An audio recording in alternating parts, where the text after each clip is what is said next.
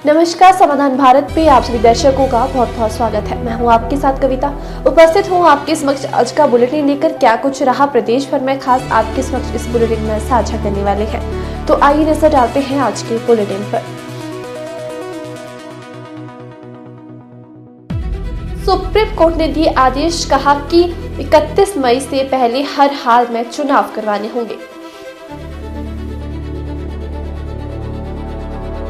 रौफ में आरडीजी पर सर्वदलीय बैठक संपन्न, भाजपा पर बरसे मुख्यमंत्री सुखविंदर सिंह सुक्खू।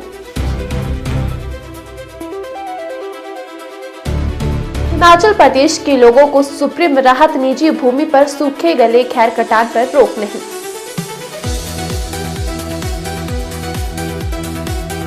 स्कूल निरीक्षण पर खुलासा, हाजिरी लगाकर चले गए गुरुजी, अनुशासनात्मक कार्रवाई के आदेश।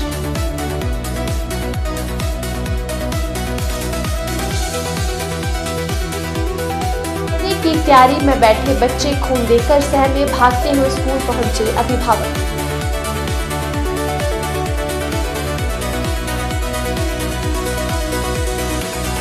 हिमाचल प्रदेश में महंगी होगी शराब, बाहरी वाहनों को देना होगा अधिक प्रवेश शुल्क।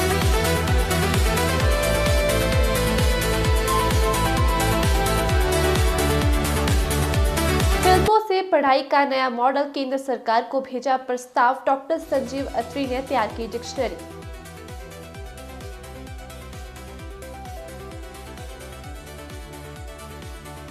शिवधाम पर 7 किलो चांदी से सजाया शिवलिंग।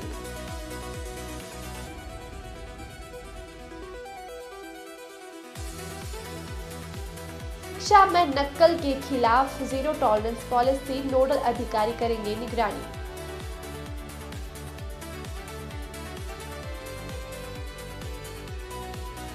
जल शक्ति विभाग में पारदर्शिता के लिए लागू होगी 100 पॉइंटर रोस्टर प्रणाली। अब खबरें विस्तार से।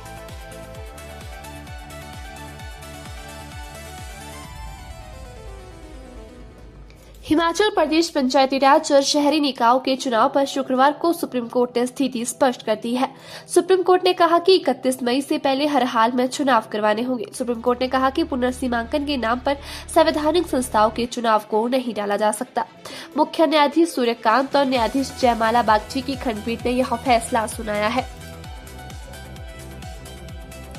हिमाचल सरकार ने रेवेन्यू डेफिसिट ग्रांट बंद होने पर आज सर्वदलीय बैठक बुलाई। इसमें आरडीजी के कारण उपजे वित्तीय हालात को लेकर चर्चा की जाएगी, क्योंकि 16वें वित्त आयोग ने आरडीजी बंद करने की केंद्र सरकार से सिफारिश कर दी है। केंद्र ने भी इन सिफारिशों को मान लिया है। वहीं बैठक संपन्न होने के बाद मुख्यमंत्री सुखविंदर सिंह सुक्खू भाजपा पर खूब बरसे। उन्होंने कहा कि भाजपा सरकार का सहयोग नहीं कर रही है और जनता भी इन्हें नकार देगी।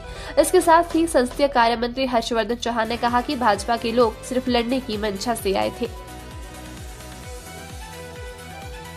सुप्रीम कोर्ट ने स्पष्ट किया कि हिमाचल प्रदेश में निजी भूमि पर सूखे, गिरे, फूफनग्रस्त और सड़े हुए खैर के पेड़ की कटाई पर प्रतिबंध नहीं है। मुख्य न्यायाधीश सूर्यकांत, जस्टिस जयमाला बागची और जस्टिस विपुल एम पौंचली की पीठ ने वीरवार को यह टिप्पणी की। शीतकालीन छुट्टियां समाप्त होते ही स्कूलों की व्यवस्था परखने निकले प्रारंभिक शिक्षा उप निदेशक राजीव ठाकुर के निरीक्षण में एक ऐसा मामला सामने आया है जिसने विभाग की कार्यप्रणाली पर सवाल खड़े कर दिए हैं। मरयोग स्कूल में निरीक्षण के दौरान एक जेबीटी शिक्षक की हाजिरी लगी थी, लेकिन वे लापता मिले। न तो छुट्टी की अर्जी थी और न ही फुल ड्यूटी का कोई आदेश। इसके बाद विभाग ने लापरवाह शिक्षक के खिलाफ कार्रवाई की तैयारी कर ली है।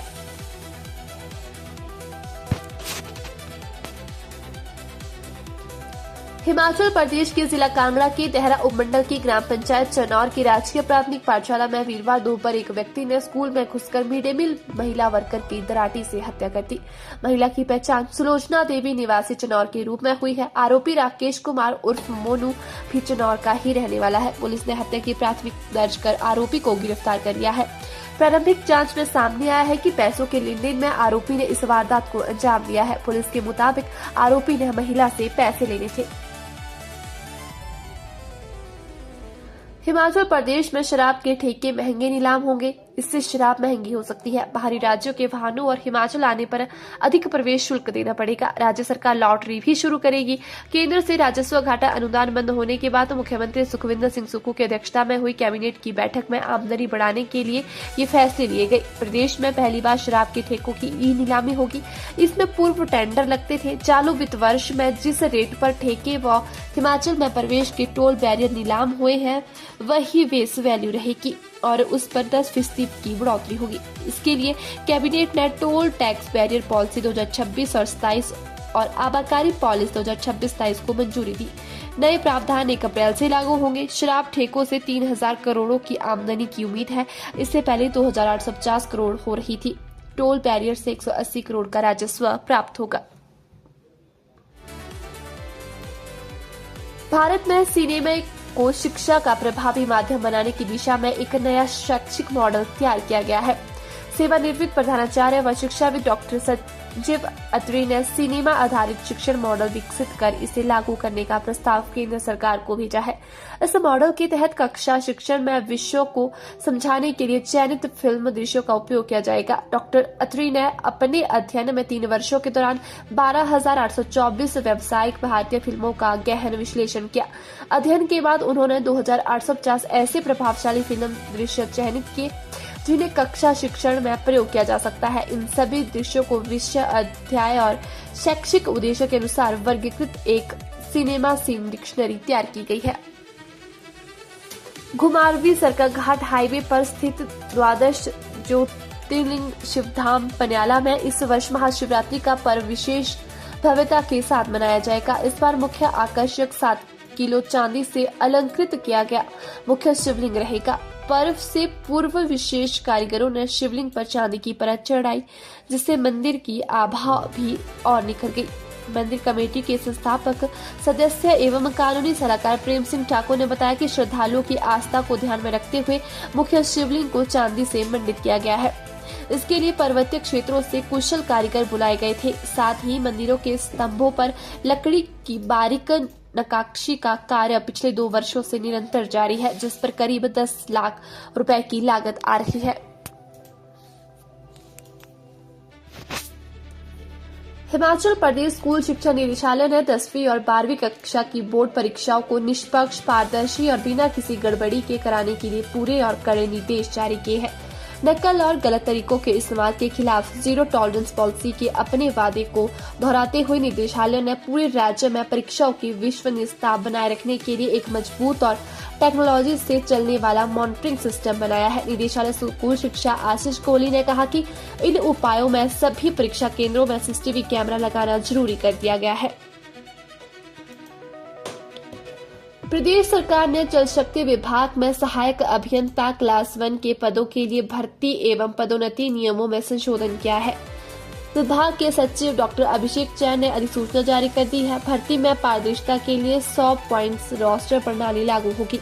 इसके तहत 1 से 100 तक के प्रत्येक अंकों को विशिष्ट श्रेणियों जैसे सामान्य, ACC, ST और OBC के लिए आरक्षित किया जाएगा। इसके तहत सीधी भर्ती और विभिन्न फीडर श्रेणियों के लिए विशेष रोस्टर निर्धारित किए जाएंगे।